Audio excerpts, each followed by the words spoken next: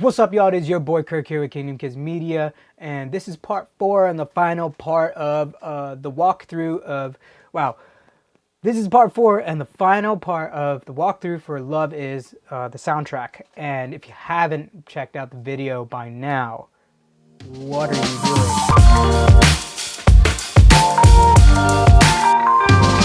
If you haven't checked out the video by now, what are you doing? Check out the video. Anyway, it's right there. Just check it out. Anyway, so let's do this. So I'm looking at the session here. You're seeing the session on the screen.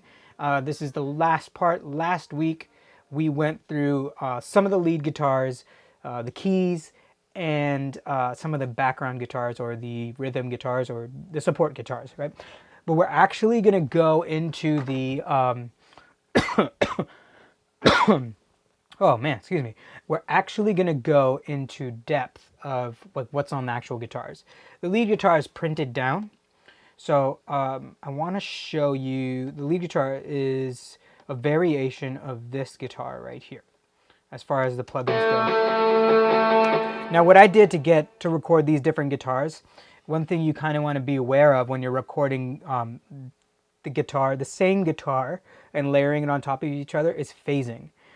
Granted, if you play them differently and do a completely new recording, you don't run the risk of it being that phasey, but phasing is when it actually starts canceling out the sound. You don't want that. So what I did on my guitar is I started tweaking the settings. I moved the pickups that I was using, I turned the knobs and just got different tones out of the guitar. You could get a lot of different tones by setting your guitar up in different ways. So that's what I did, and I recorded them in through Guitar Rig. Guitar Rig is yet another Native Instruments kind of plug-in thing for guitars, and it's a bunch of different amps, a bunch of different effects, EQs, compressors, you name it. It's just all that you can you could get a ton of different tones out of here without having a pedal board, without having amps, without having heads, without having the cabs and all that stuff. You don't need any of that if you don't have the budget for it. If you have the budget for this, just buy a Guitar Rig, and you can have a ton of different things, get a ton of different tones out of here. So I mainly use this thing called Mid Lead, which is a preset in there, and I kind of messed around with it a little bit. Actually, I probably may not have messed around with it that much, but I use that because I wanted this very dirty, like crunchy tone, but I wanted it to also still not be too like super crunchy, you know, because I was going to throw it in reverb. So I have my trusty Valhalla Room. It's just kind of got that like 90s rock, punk rock or whatever. Like it's just got like a kind of good rock uplifting sound. And then the reverb really takes it to another level and makes it sound huge, you know, and then we EQ it. Now all these dips, they were all done by ear. So I played everything together and I listened to it. And one trick that I like to do is put everything in mono. I have a button here in my studio that puts everything in mono. And I listen to everything in mono, and that's where you can see where things are kind of piling up, frequencies are piling up, where different levels need to be brought down. And for frequencies, that's what I did here. I listened to them, and I'm like, this is kind of conflicting, so let me pull these out, and then did all this by ear.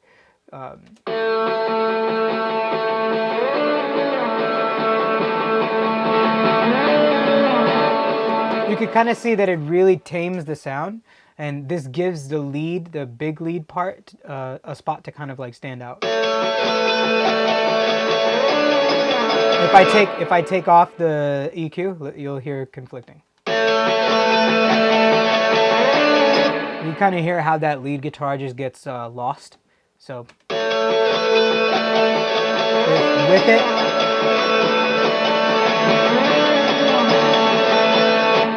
it's just one of those things, you want everything to kind of have its own place, to fit together nicely like a puzzle. So that's what I did there. And then I kind of took the same approach with these guitars.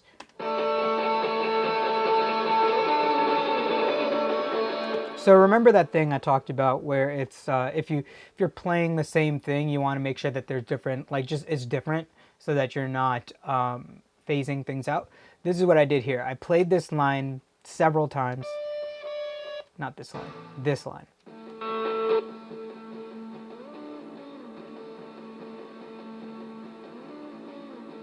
And it's actually the same line as what this lead one's doing.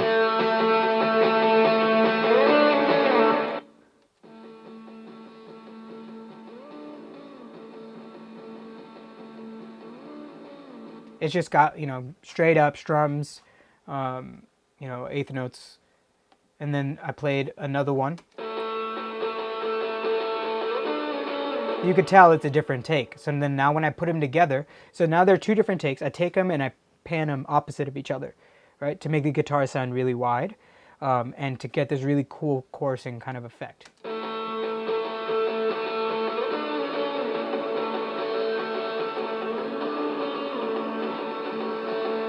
And the whole reverb and delay thing is kind of the same as the other stuff that I showed you, the tape delay and the Valhalla room. Essentially what I did was copy them over and kind of tweak them a bit.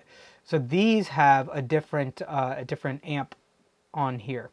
These have the Solo Maker preset from Guitar Rig.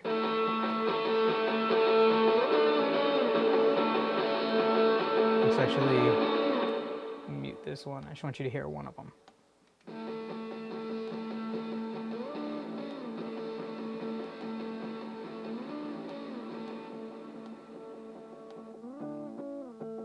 Tonally, you can hear what they kind of sound like.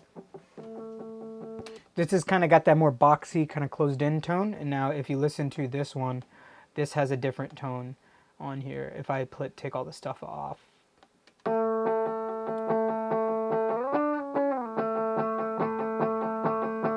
It's got more of that honky kind of tone. This is with my Telecaster. And the cool thing about the Telecaster is you can actually, when you go through the different settings on the pickup selector, the tones are drastically, not drastically, but pretty different. On the way, when it's all the way up to the top, towards the top, you're getting more of the neck pickup, which is beefier, a little bit fuller. In the middle is a little bit of both, and then at the very end is just the bridge pickup, which is very like twangy, honky, country kind of sounding. So now this is going to have a different effect on the Guitar Rig. On top of it being a different bass or a different amp, it's going to have a different effect. So it's going to sound a little bit more aggressive, whereas this one, oh, I'm sorry, wrong one. Whereas this one, nope, yeah, that one, that is the one, yeah. This one sounds, nope, that's another counter melody. This one just has a more like bottom heavy one. I don't know, bottom heavy tone. And then if we listen to the other side of it, the tone is somewhat the same.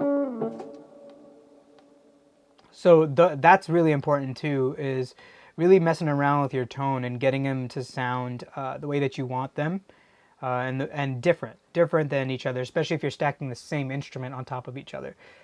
Because then you could just run the risk of things just sounding all the same and muddy and not good. That's what makes things kind of stand out, is the different actual tones that go into it. So that's what I have for the guitars. Let's actually go into this section. Where are we at on time? 9 minutes, great. And then we'll go into the bass. The bass is very simple. I recorded it with, I believe I recorded it with my Schecter. Yeah, this is my Schecter. It's got EMG pickups in it, so it's got big fat pickups in it. It's very consistent. It's an active guitar, so it's pretty loud, and it's got a nice consistent tone to it, and it's pretty beefy, and I like that. It's very round.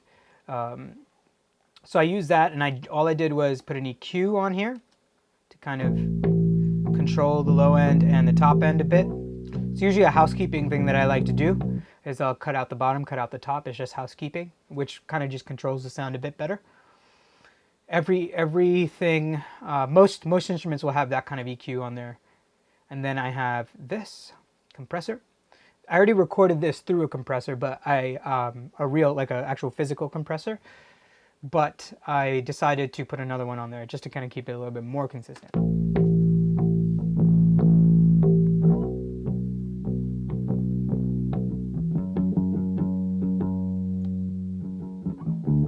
can kind of see that it's a little bit more present with that on there. And then an amplifier going into a bass amp, which is Logic's bass amp. Solid bass amp.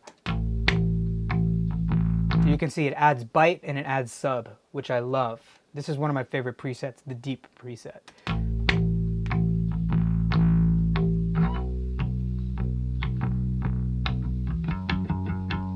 It's a very real sounding amp. I love it. And then I have another compressor. Now this compressor is doing something else.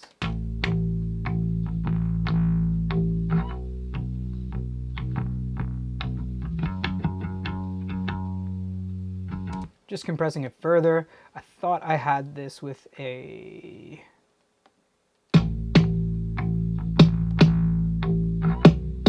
Yeah, I guess not. I thought I may have had a sidechain on it, but I don't. So that's strange. I don't know why I decided to compress it twice like that. It's super compressed, but let's actually listen to it in the mix without these BG Vox.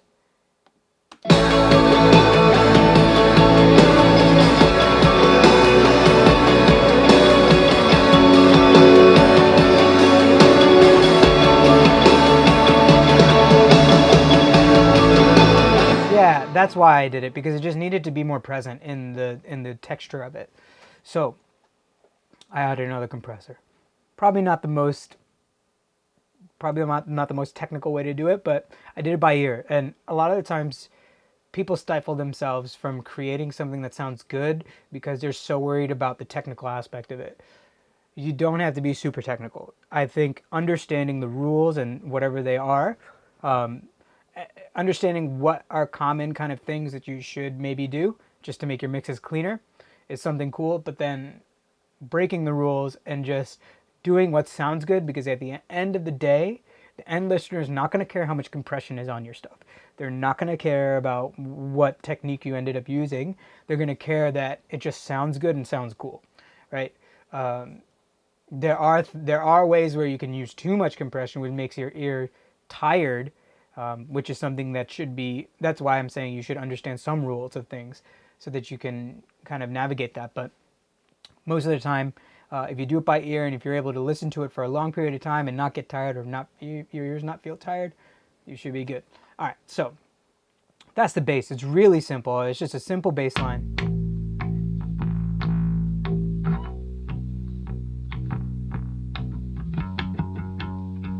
Now the cool thing is, before I wrote the drums, I wrote the bass line.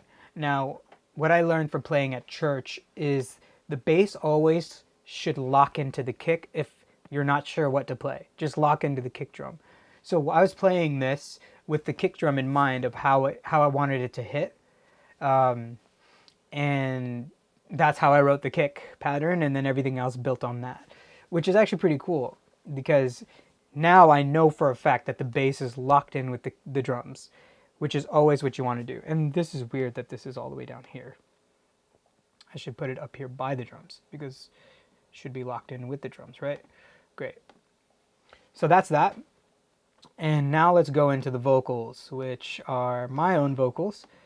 And it's something I really like to do. I really like to use like the voice as a atmosphere or as a thing in the back.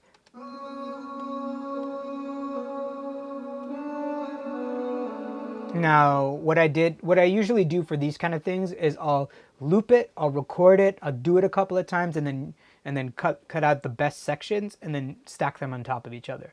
Does that make sense? And maybe a lot. So I'll loop it and then record it and then cut them in half or whatever and then stack them on top of each other. That way I have to do less work. That way it's not super crazy as far as editing goes, and it actually gives me a nice big lush sound. I did that with guitars as well. So this is one vocal.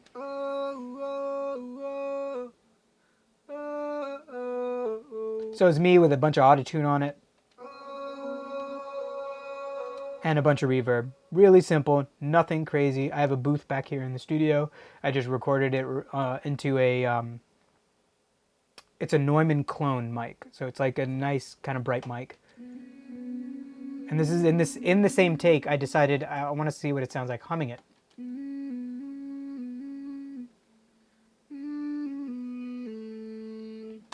So now at the point where I'm doing this kind of stuff, this is just kind of like adding stuff. I'm sitting here, I've already looped this section like a million times, listened to it, and I'm now not listening to what is there. This is going to be really meta, okay? I'm not listening to what is there, I'm listening to the in-between stuff. Where can things kind of like stick out, and what would be cool to hear in between what's going on in there. And this is one of those things, this vocal.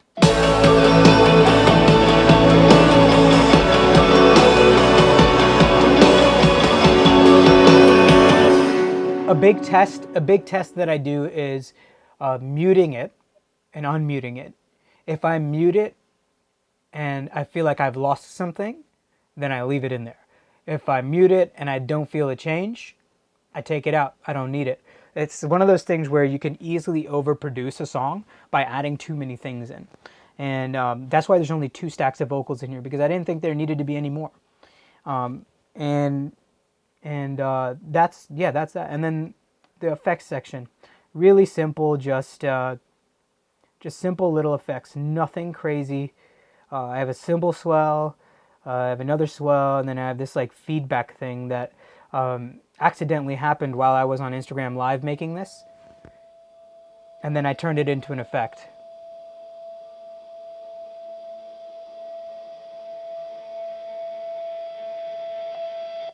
So all I did was record it down. I recorded the feedback actually happening, which was actually nothing like this. And then I faded it. What is it called? Oh, I want to zoom. Okay, cool. And then I faded it in. I put reverb, flipped it around, reversed it, then faded it in, and did a bunch of crazy stuff. I can do a video on how to make audio effects for yourself if you want, for any of the music producers out there. And yeah, I love doing that kind of stuff. It's really cool. There's so many cool things you can do with audio inside of Logic that you can make your own effects specific for the songs. And I do a lot of that in bigger productions. This is kind of a small production, like I said. It's only 47 tracks. So when it gets to like that 100, sometimes I'll have like 30 effects tracks, just effects. And yeah, so that was that. I hope this was really insightful. I hope I was able to teach you guys some stuff. If you guys want to learn a little bit more about like some things in here, let me know in the comments below. If you want to see more audio tutorials of music and stuff like that, let me know. I'll make some more series if you guys like it that much. But yeah, if you haven't already, I'm going to say it one more time. The Love Is video. Check it out. It's really cool. It's a good message. It came from the heart, and I would love to see what you guys think of that. Here's another cool thing I did at the end. I took that same feedback and then just cut out everything to 0, and I printed out all the other effects, and I just made sure that it cut, which gives it that really cool, like the TV shut off or something. Really cool effect.